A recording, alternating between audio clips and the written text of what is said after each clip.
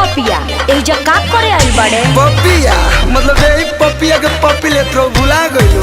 देखा आज हमार शादी बा, एही जे नौटंकी मत करो। नौटंकी एबरा बॉक्सर आ रहा है को दे बड़ा बचाओ रे।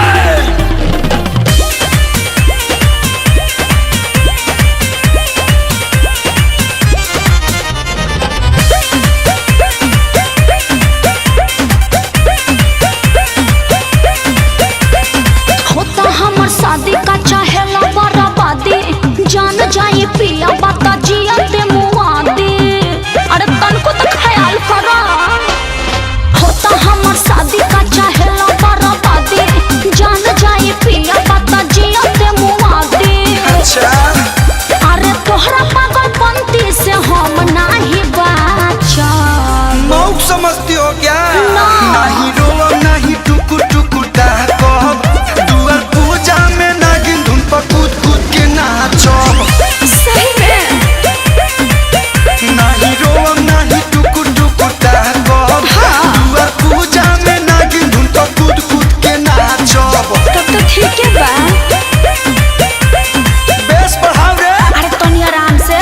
लेवल हाई कर। अरे बूफर फाड़ बोलो। फुल कर वॉल्यूम फुल कर। ओहो डीजे डीजे बवाल करे बका। रुमाल निकाल के। अरे बस चिड़ै के जान जाए लड़का खेलौना। और रोड पे लोटिया के नाचेंगे।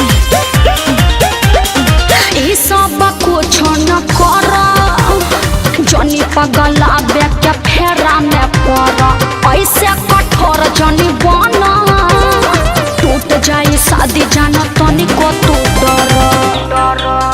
मौगा हवा प्रेमी हई का? ना कि जहर खाइले।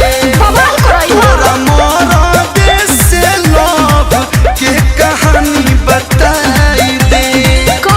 अरे जाए क्या ससुरबा भी दिल में तो है राखा। अरे तोर भतार वजह से डिलीट कर दी तब। नहीं रोवा नहीं टुकु टुकु कहब, दुआर पूजा में नागिन धुन पर कूद कूद के नाचब। फुक फुक आराम से तनी। नहीं रोवा नहीं टुकु टुकु कहब, दुआर पूजा में नागिन धुन पर कूद कूद के नाचब। अरे नाची के बता नाची हो, लेकिन पोल मत खोल दी हो। के नाचब के नाचब।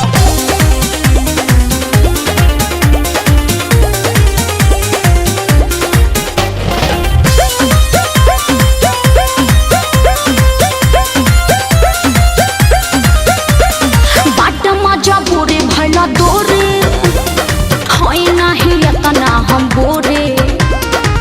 पापा के मर्जी से होता के शादी, कोइल बाटे हमारो जरूरी।